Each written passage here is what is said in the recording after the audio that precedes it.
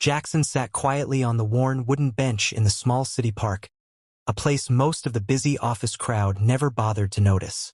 The late afternoon sun painted the sky in soft oranges and golds, catching on the edges of the fountain nearby.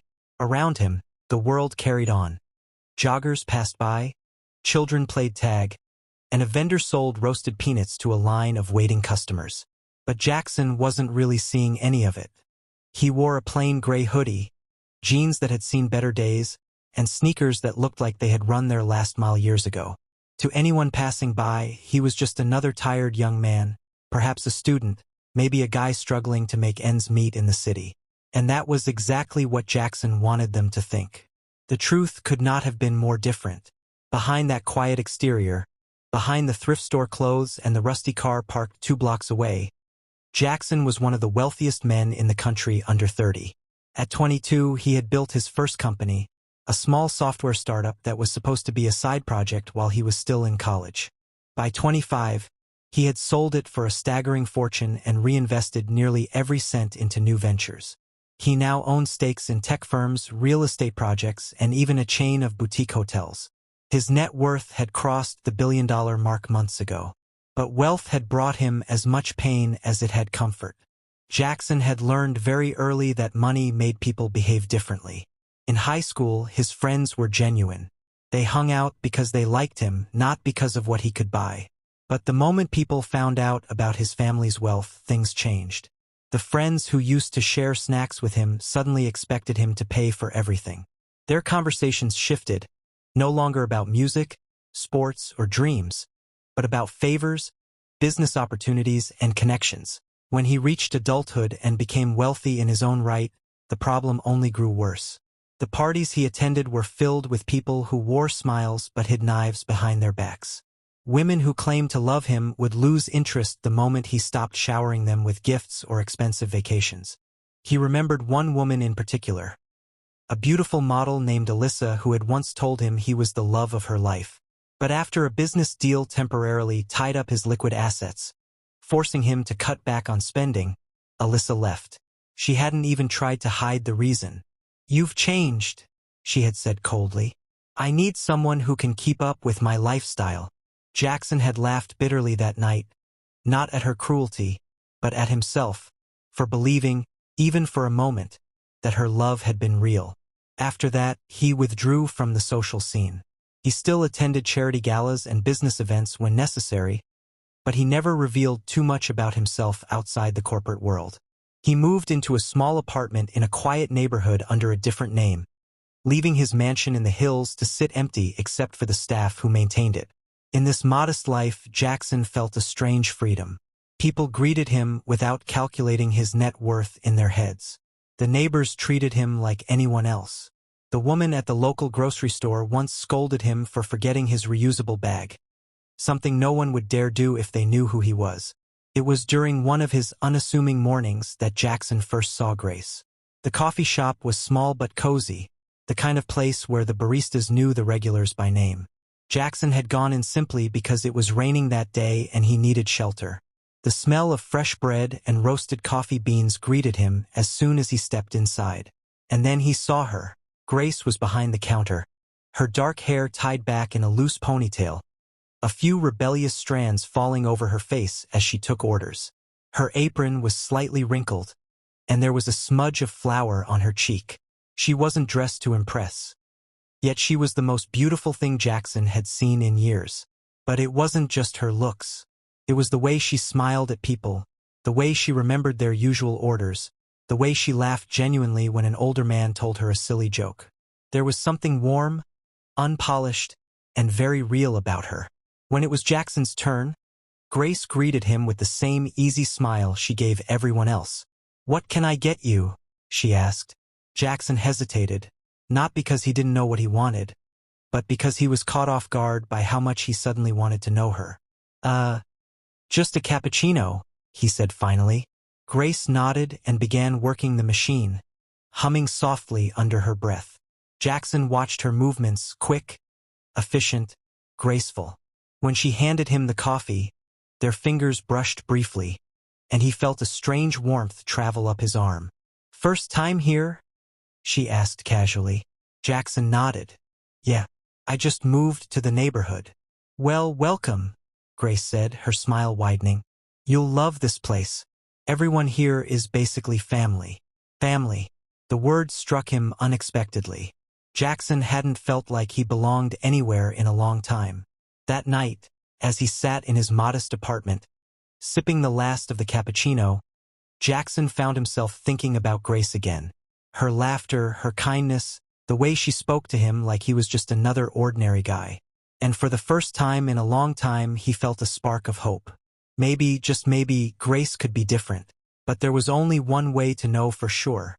If he wanted to be certain she loved him for who he was, not what he had, he would have to keep his true identity hidden. And so, the idea began to form. A test that would change both of their lives forever. Jackson woke up the next morning with a sense of purpose he hadn't felt in a long time. The early sunlight slipped through the thin curtains of his apartment, casting golden lines across the wooden floor. He stretched, sat up slowly, and ran a hand through his slightly messy hair. Today wasn't just another day of hiding who he was. Today he was beginning something, an experiment, a test, a gamble with his own heart. He got dressed carefully. The hoodie and jeans stayed, but this time he made sure they were clean, freshly washed. He didn't want to look like he was pretending to be poor. He wanted to look like someone who simply lived an ordinary life. The sneakers, however, stayed as scuffed as ever. They completed the illusion. As he left his apartment, he thought about what he wanted from Grace. He wasn't searching for perfection, not anymore. He wasn't even looking for someone to fall head over heels for him right away. All he wanted was honesty, a connection free from the shadow of money. When he arrived at the cafe, Grace was already there, tying her apron behind her back and getting ready for the morning rush. The bell above the door chimed softly as Jackson stepped inside, and Grace's face lit up with recognition. "Back again?" she asked, a teasing smile playing on her lips. Jackson shrugged, trying to hide the way his heart jumped at her reaction. "Yeah, I figured I'd make this my new coffee spot." "Good choice," Grace said with mock seriousness. "We've got the best cappuccino in the city, but I might be biased." Jackson chuckled and ordered the same thing as yesterday. This time, instead of taking it to go, he sat down at one of the small wooden tables near the window. Grace, between customers, came over briefly to wipe the nearby tables, and Jackson used the opportunity to start a conversation. "So," he said casually, "is this what you do full-time? Work here?" Grace nodded. "Mostly.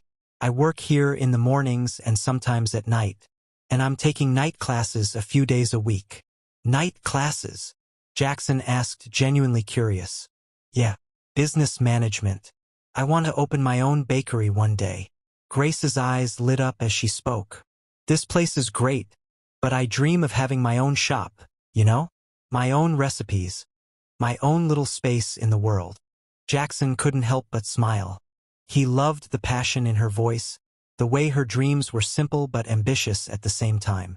"That sounds amazing," he said. "What's stopping you?" Grace shrugged. "Money, mostly, and time. But I'll get there." The honesty of her answer impressed him. There was no hint of entitlement, no complaint about life being unfair.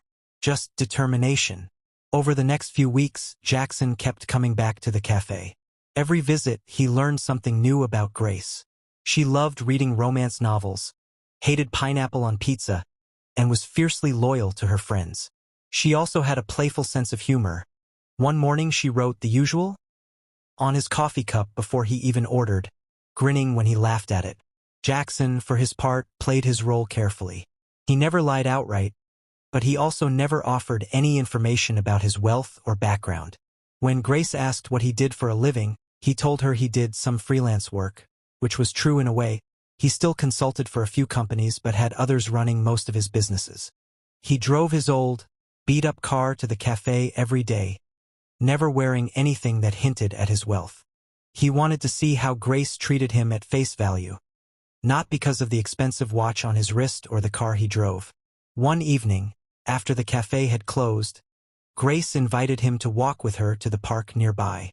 The night was warm, the streetlights glowing softly as they strolled. "You know," Grace said thoughtfully. You're a little mysterious. Jackson raised an eyebrow. Mysterious? Yeah. You come here every day, but you don't say much about yourself. It's like you're hiding something. Jackson felt his chest tighten. For a moment, he wondered if she suspected the truth. But Grace's expression was playful, not accusing. Maybe I just like to listen, Jackson said with a small smile. People are interesting when you let them talk. Grace tilted her head, considering that. Fair enough. Then she laughed. At least you're not one of those guys who tries to impress girls with flashy cars or expensive clothes. I've had enough of those. That comment struck Jackson deeply. He remembered all the men he'd seen at parties. Dripping with money, showing off, trying to buy attention. Grace's words reassured him. Maybe, just maybe, she really was different. But he wasn't ready to reveal himself yet. He needed to know for certain. That night, lying awake in bed, Jackson made up his mind.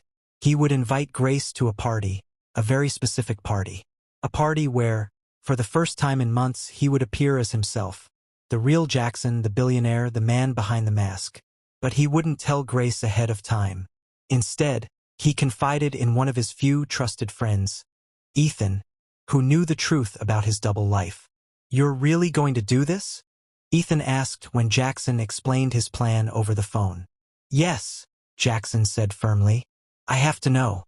I can't risk falling for someone who might just be after my money. Ethan sighed. You know this could backfire, right? She might feel betrayed when she finds out you lied to her.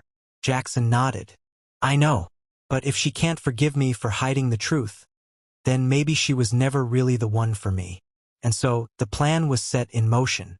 Jackson would host a grand party at his estate, inviting business associates, friends, and a select few guests from the public. Grace would be invited as well, but not by him. She would come with someone else, someone she trusted. That way, Jackson could observe her reaction without giving anything away. He wanted to see it in her eyes, the moment she discovered who he really was. Would she be proud? Hurt? Excited? Or would she see dollar signs? Jackson didn't know what the answer would be, but for the first time in years, he felt something he hadn't felt in a long time: fear. Not fear of losing his money, but fear of losing something far more valuable. The chance at a love that was truly his. The day of the party dawned crisp and clear, a perfect canvas for the spectacle Jackson had planned. The estate grounds had been transformed overnight into something that looked straight out of a magazine cover. White tents stood on the lawn like elegant sentinels, strung with fairy lights that would later twinkle like 1,000 stars. Tables were draped with ivory linens, topped with gleaming silverware and centerpieces of fresh orchids. The air buzzed with preparation. Staff moving briskly from one end of the property to another, florists making last-minute adjustments, and caterers arranging platters of gourmet food. From his bedroom balcony, Jackson surveyed it all with a quiet intensity. He wasn't thinking about the money he had spent. Money wasn't the issue. His mind was consumed with Grace. Today would be the moment of truth. He took extra care in getting ready, though his style remained understated. A tailored black suit, crisp white shirt, and a watch that whispered wealth rather than shouted it. He didn't want to appear ostentatious. He wanted Grace to see him as himself, just elevated from the man she thought she knew. By late afternoon, cars began rolling up the driveway. Polished sedans, sports cars, limousines carrying business associates, old friends, and a few curious strangers. Jackson greeted them all with the smooth charm that came naturally to him in these circles. But his heart wasn't in the small talk. He was waiting. He was waiting for her. Grace. She wasn't invited by him directly. He'd left that task to Ethan, who had reached out casually and asked her to come as his plus one, framing it as an opportunity to network. Grace had hesitated at first, telling Ethan that fancy parties weren't really her thing. But curiosity eventually won, and she agreed. When she arrived, the sun had just begun to set, painting the sky in shades of gold and lavender. Grace stepped out of Ethan's car in a simple but elegant navy blue dress that stopped just above her knees. She had tied her hair back in a loose, graceful style and worn just enough makeup to accentuate her natural beauty. Jackson, watching from the entrance, felt his breath catch. She looked stunning. But this was not the moment to get swept up by emotion.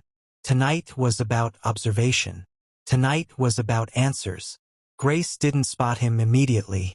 She followed Ethan through the crowd, her wide eyes taking in the glittering chandeliers, the laughter, the trays of champagne, and the soft strains of live music floating through the evening air.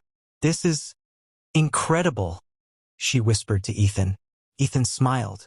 "Yeah, Jackson doesn't do anything halfway." Grace blinked. "Jackson?" "Yeah," Ethan said casually. "This is his place." Grace stopped dead in her tracks. "What do you mean, his place?" "This is Jackson's estate," Ethan explained, glancing at her curiously. "Didn't he tell you?" Grace's lips parted slightly, shock written across her face. She felt a sudden rush of confusion, almost dizziness. Jackson, the quiet, hoodie-wearing guy she'd been talking to for weeks? The one who drove a car that looked like it had been rescued from a junkyard? "This is," she muttered, unable to find words.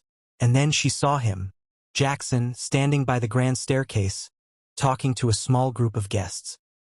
He was dressed sharply, looking completely at ease in this opulent setting. Grace felt her heart twist in her chest. He looked different, not just because of the suit, but because he carried himself with quiet authority, like someone who belonged here. As though sensing her gaze, Jackson turned. Their eyes met across the room. For a moment, the world seemed to still. Grace's heart pounded as he excused himself from the group and walked toward her. Each step he took felt deliberate, controlled, and with every passing second Grace's emotions tangled tighter. When he reached her, there was no smirk, no teasing grin, just a calm, unreadable expression. "Grace," he said softly, "I'm glad you came." "You?" Grace's voice faltered. "You live here?" Jackson nodded. "Yes." "Ido." "And you're... She struggled for words, gesturing around them. "You're rich." "Yes," he admitted simply. Grace felt her stomach flip.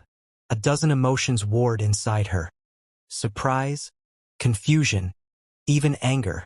"Why didn't you tell me?" she demanded, her voice just loud enough to be heard over the hum of conversation around them. "Because I needed to know," Jackson said quietly.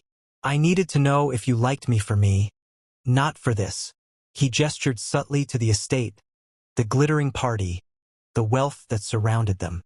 Grace's mouth opened, then closed. She wanted to be angry, but part of her understood. And yet, she also felt betrayed.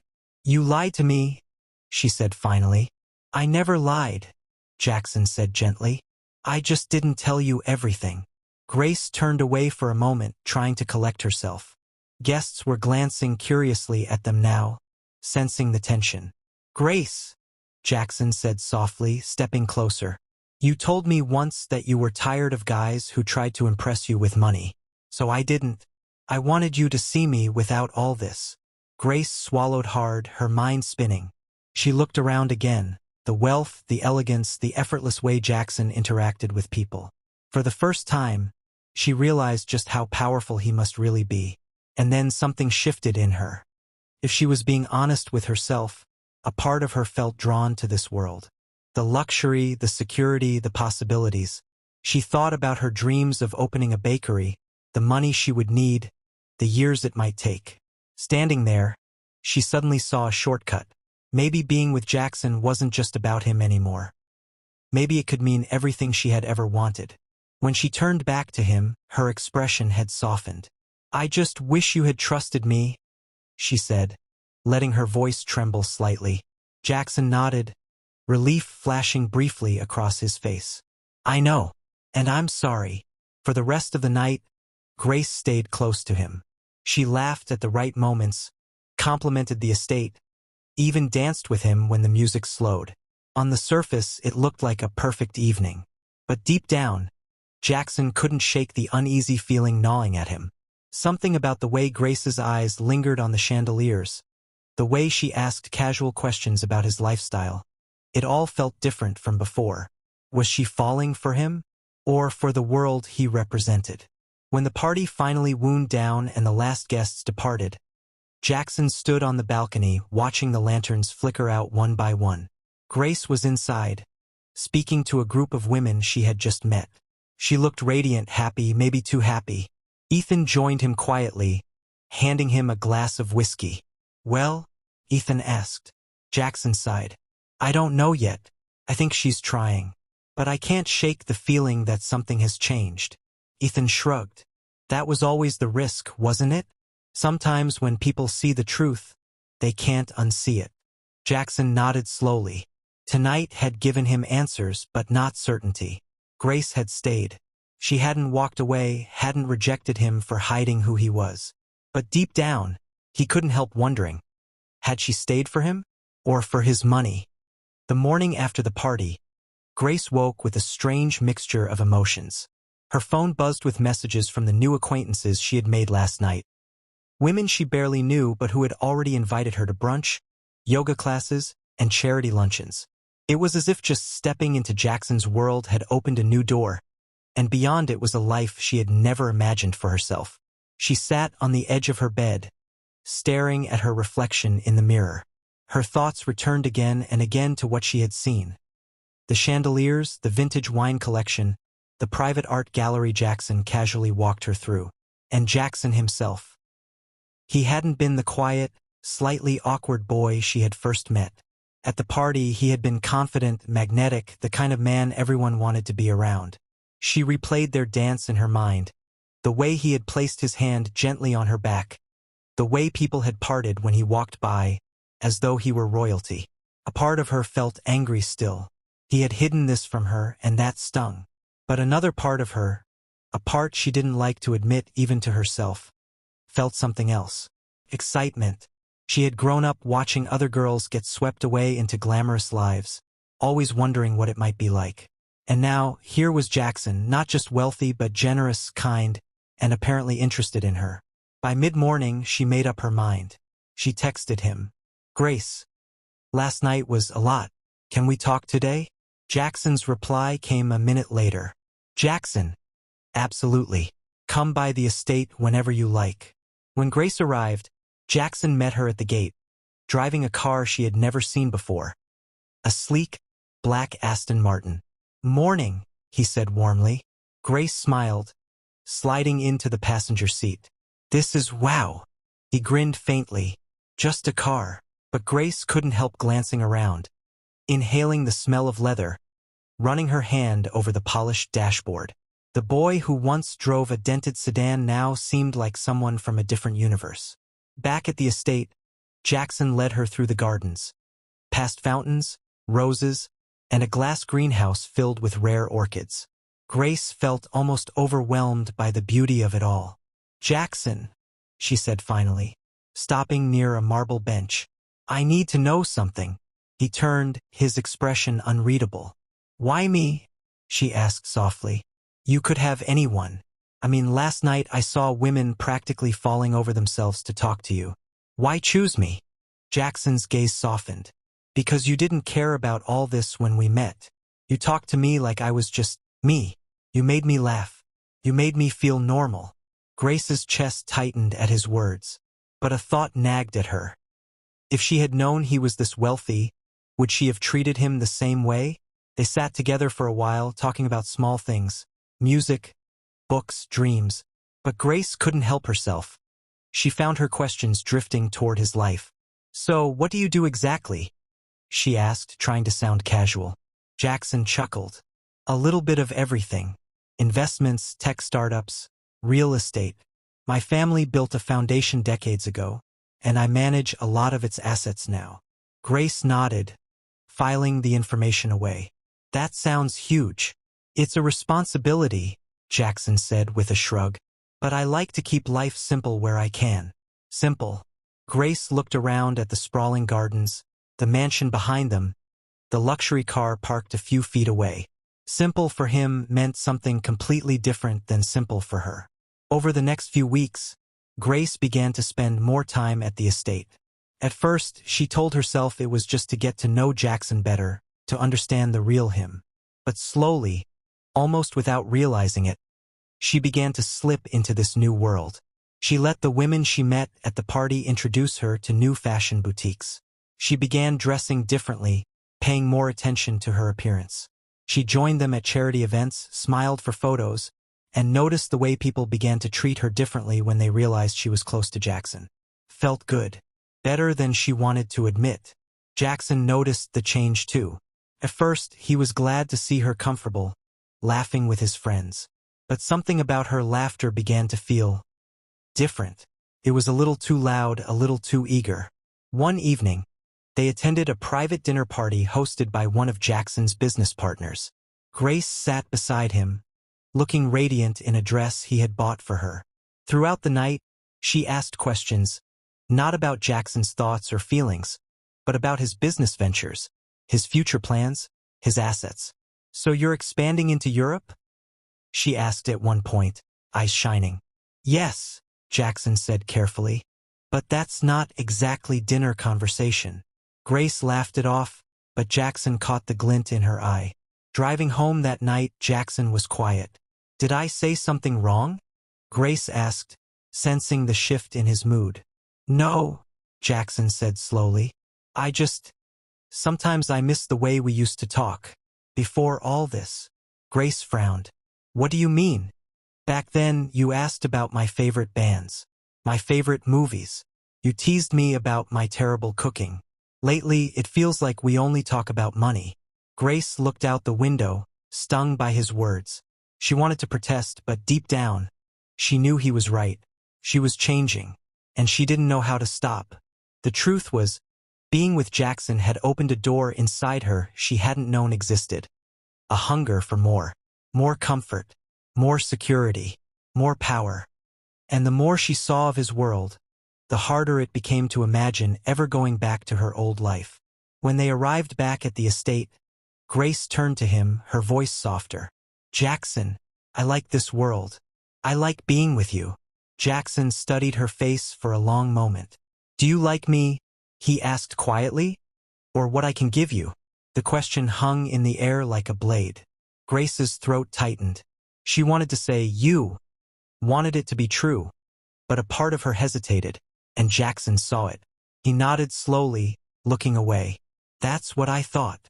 Grace felt tears sting her eyes. She reached for his hand.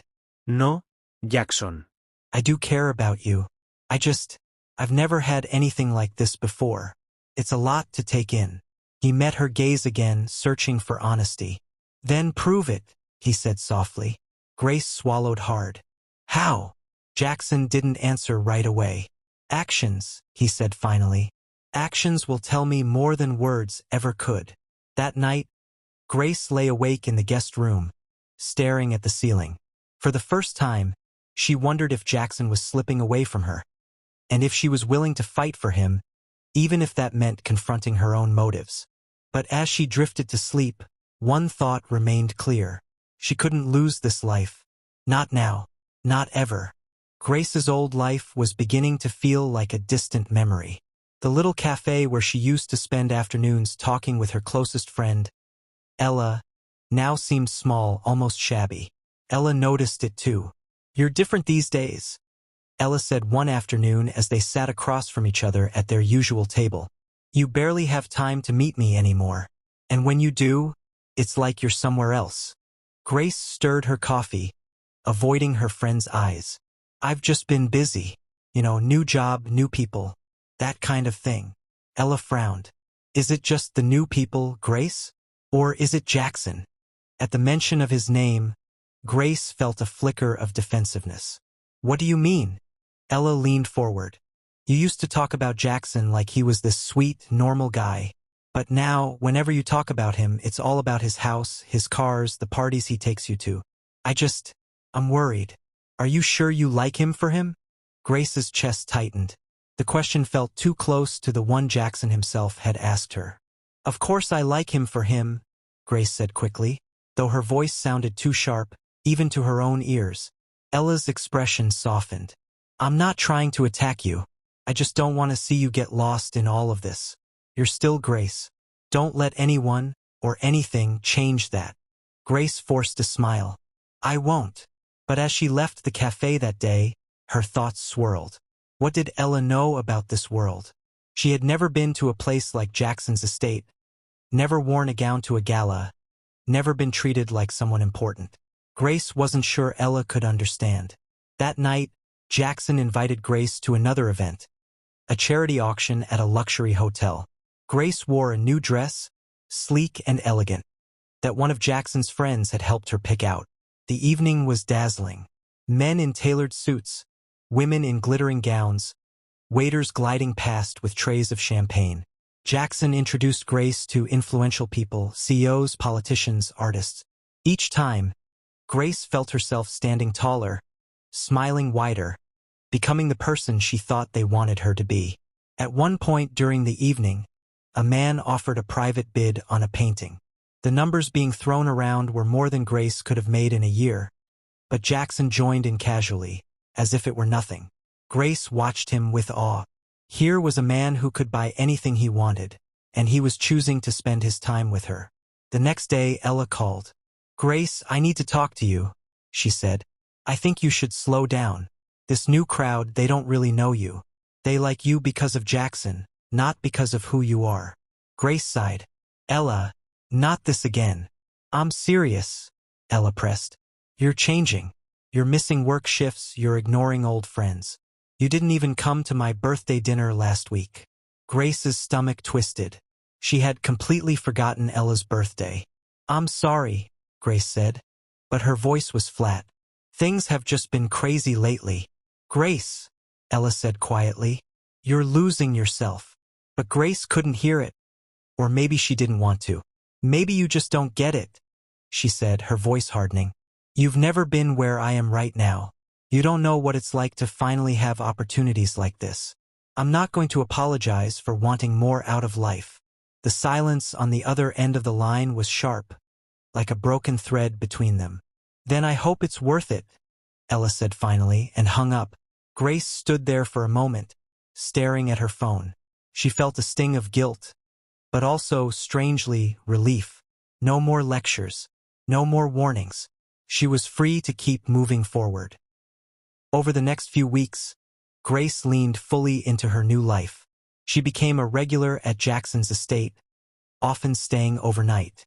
She attended his dinners, joined his friends on shopping trips, and let herself be swept along by the glittering current of high society.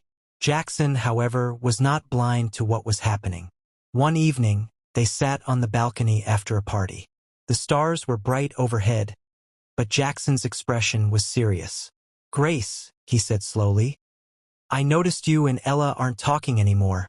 Grace shrugged, swirling the wine in her glass. "We just grew apart. She doesn't really understand this world." Jackson tilted his head. "Maybe she doesn't have to. She understands you. That should matter." Grace frowned. "Why are you defending her?" "She was judging me." "Maybe she was just trying to keep you grounded," Jackson said gently. Grace turned away, looking out at the gardens. "I don't need grounding. I need someone who believes in me." Jackson didn't reply right away. He just looked at her, as though searching for the girl he had first met. The girl who had laughed with him in a tiny diner, who had said she liked him even when he seemed to have nothing. But that girl was fading. The next weekend, Grace hosted a small gathering at the estate with some of Jackson's friends. As the night went on, she found herself laughing and talking easily, almost forgetting that this wasn't her house, her life. At one point, she caught sight of Jackson standing at the edge of the room, watching her. His face was calm, but his eyes held a question. "Whose company do you really want?" When the guests left, Grace found him sitting outside by the fire pit. "Jackson," she said softly, sitting beside him. "Are you upset?" He was quiet for a long time. Then he said, "I just want to know who you are when no one's looking." Grace felt her throat tighten. She wanted to tell him she was still the same Grace, that she hadn't forgotten where she came from, but she couldn't. Not completely, because the truth was, she didn't want to go back.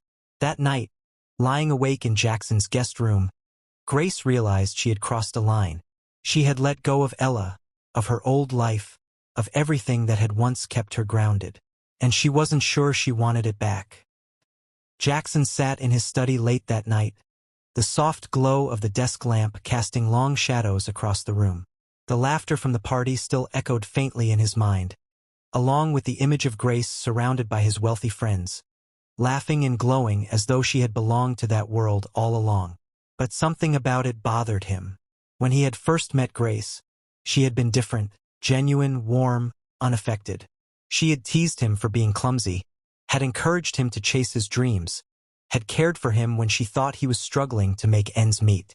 That was what had drawn him to her in the first place.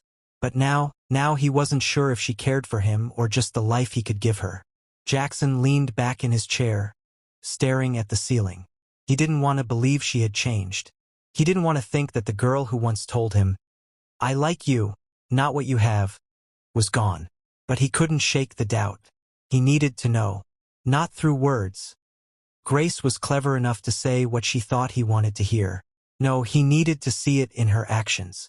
That was when the idea came to him.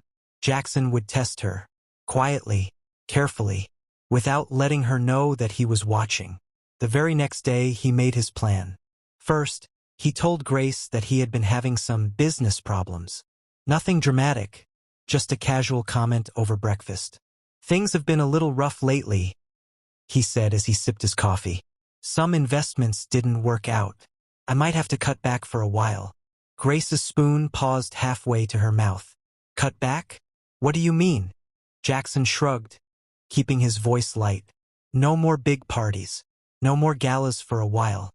Just something simpler. I kinda miss the quiet life, anyway." Grace forced a smile, but Jackson saw something flicker in her eyes. A tiny flash of disappointment, quickly hidden. "That's okay," she said. "We don't need parties all the time." But Jackson could tell she was unsettled. Over the next week, he put his plan into motion. He stopped buying expensive gifts. He stopped taking Grace to exclusive restaurants. Instead, he suggested things like cooking dinner together or going for walks in the park. At first, Grace went along with it, smiling and trying to seem supportive. But as the days passed, cracks began to show. "Are you sure we can't go to the gala this Friday?" she asked one evening as they washed dishes together. "I already told some people I'd be there." Jackson shook his head. "Not this time. I'd rather stay in."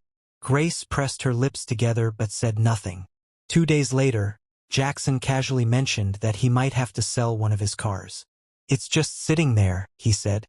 "No point keeping something I don't really need." Grace's head whipped around. "Sell it? But you love that car." Jackson smiled faintly. "I love a lot of things, but I don't need them all." Grace didn't reply. Later that night, Jackson overheard her on the phone with a mutual friend. "I don't know what's happening," she was saying. "He's acting like he's broke or something. He doesn't take me anywhere anymore. I feel like I'm losing everything. Everything. Not him. Everything." The words hit Jackson harder than he expected. But he wasn't finished with his test. A few days later, he invited Grace to spend a weekend at a small countryside cabin. Simple, quiet, no fancy clothes or high society friends. When they arrived, Grace's smile faltered. The cabin was charming, but far from the grand estate she had grown used to. "There's no service here?" she asked, glancing at her phone. Jackson shook his head. "Nope, just us and the woods." Grace forced a laugh. "Sounds cozy." That evening, Jackson cooked a simple dinner over the stove, and they ate by candlelight. He tried to bring back the playful, easy conversations they used to have, but Grace seemed distracted, almost restless. The next morning, he found her sitting on the porch, staring out at the trees with a faraway look in her eyes. "Are you okay?" he asked, sitting beside her. Grace hesitated before answering. I miss the city. I miss our life there." Jackson tilted his head. "Our life or the parties?" Grace glanced at him sharply. "What are you trying to say?" Jackson gave a small shrug. "Nothing. Just wondering what you really miss." Grace turned away, clearly irritated. "You're different lately, Jackson.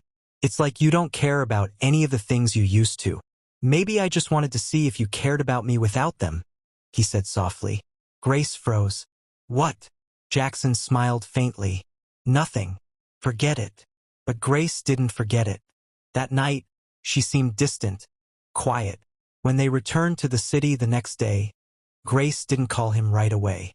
For the next week, Jackson kept his distance. He wanted to see what she would do, whether she would come back to him, choose the quieter, simpler version of him. Instead, Grace threw herself back into the social scene. Jackson heard from mutual friends that she had been attending events with one of his acquaintances, a man who was openly wealthy and very willing to show it. And that was when Jackson had his answer. Grace hadn't chosen him. She had chosen the life. The first time Grace heard the rumor, she didn't believe it.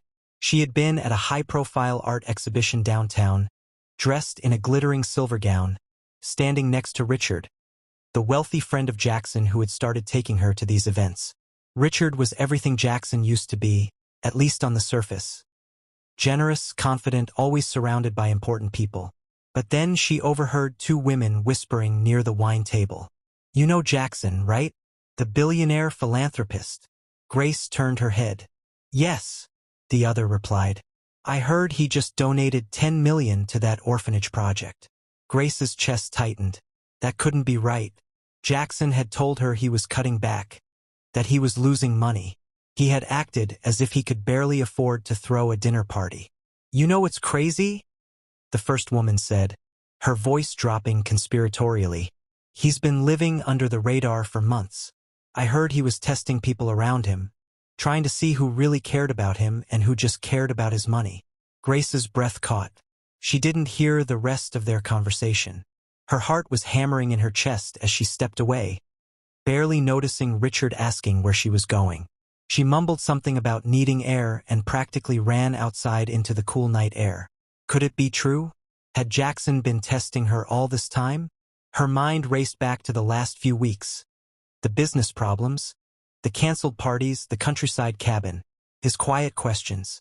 "You cared about the parties more than me." His words echoed in her memory, and suddenly they didn't sound like an accusation. They sounded like a test, and she had failed. Grace's stomach turned as a horrible realization washed over her. She had chosen Richard, chosen money, status, security, all while believing Jackson had none of it to give. But he had. He had everything, and she had walked away. That night, Grace couldn't sleep. She tossed and turned, staring at the ceiling, her thoughts a storm of guilt and regret. Images of Jackson filled her mind. The way he used to smile at her, the way he used to laugh when she teased him, the warmth in his eyes when he looked at her like she was the only person who mattered. When had she lost that? When had she stopped seeing him as the man she loved and started seeing him as the life he provided? Grace felt sick. She couldn't let this end like this. The next morning, she called Jackson. He didn't answer. She called again and again. Finally, she left a message. "Jackson, it's me. I need to see you. Please." Hours passed before he replied with a short text. "Meet me at the cafe. Noon." Grace's hands trembled as she dressed, choosing something simple. A soft blue dress, no jewelry. She didn't want to look like she was trying to impress him. When she arrived at the cafe, Jackson was already there, sitting by the window with a cup of coffee. He looked calm, too calm. Grace approached slowly. "Hi," she said softly. Jackson looked up, his expression unreadable. "Grace." She sat down, her heart pounding. "I heard about your donation," she said carefully. "And about everything." Jackson nodded. "I figured you would." Grace swallowed hard. "So it's true? You were never broke?" Jackson's eyes were steady. "I was never broke. I just wanted to see if you cared about me when the money wasn't there." Grace's throat tightened. "Jackson, He held up a hand. "Grace, please don't tell me what I want to hear. Just tell me the truth." Tears stung her eyes. "I thought you had nothing left.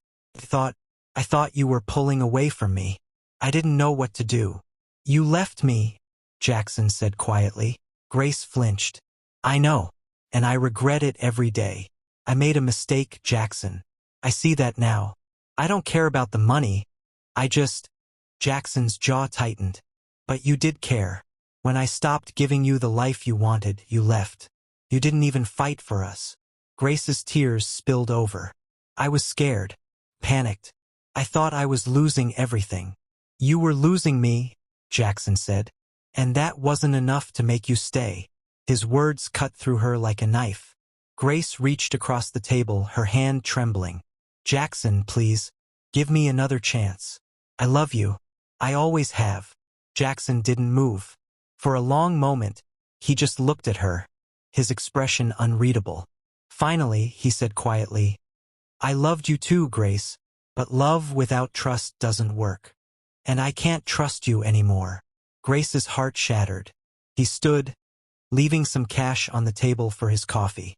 I hope you find what you're looking for, he said softly, and then he walked away.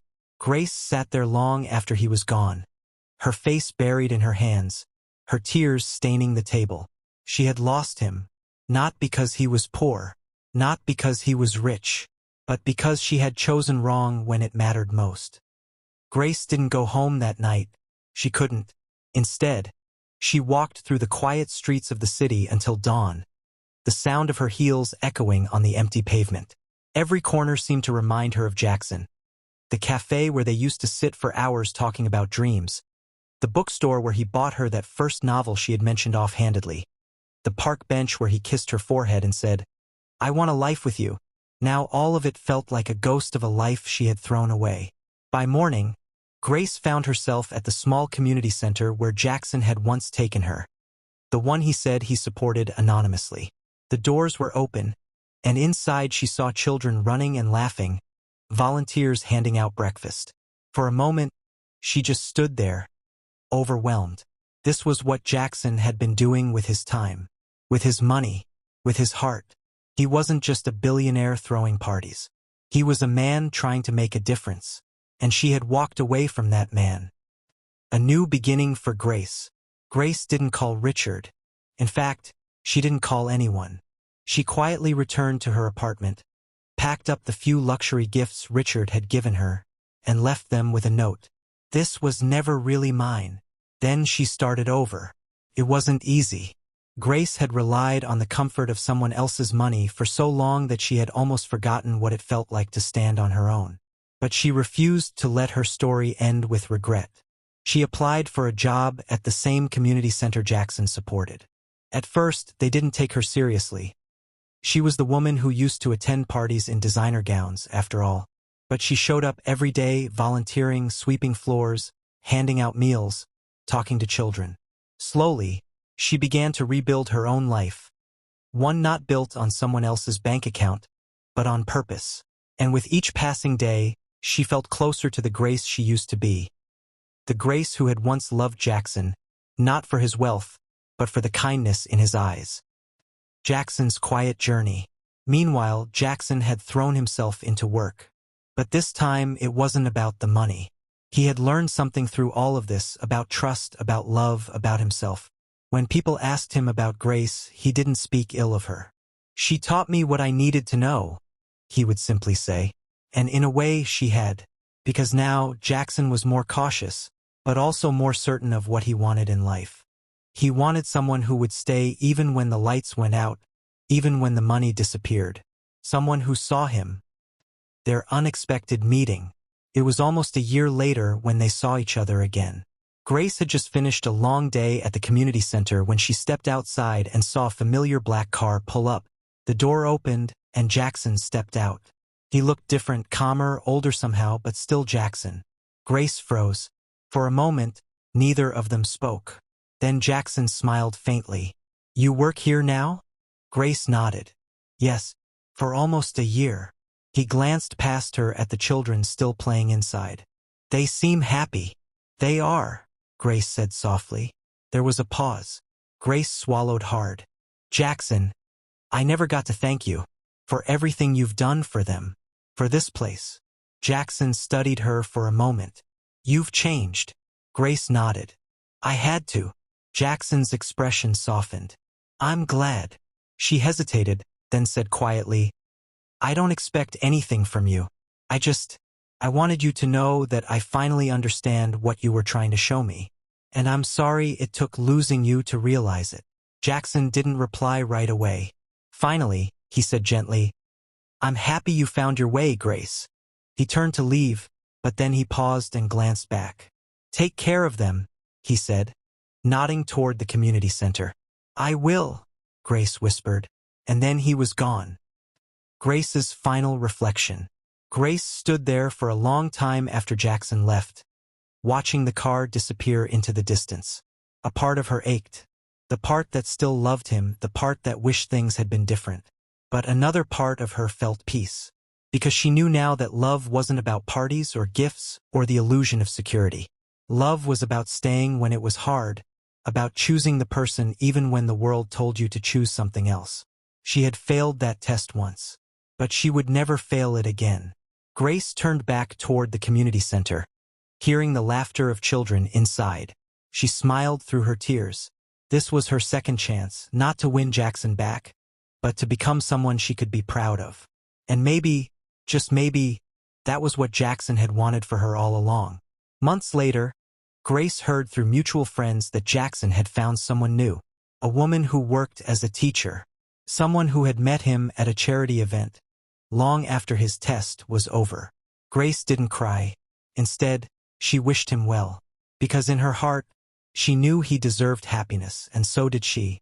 And as she stood in front of the community center one quiet evening, watching the sunset paint the sky gold, she realized something profound. She had lost Jackson, yes, but she had found herself. And in a strange, beautiful way, that was the greater victory.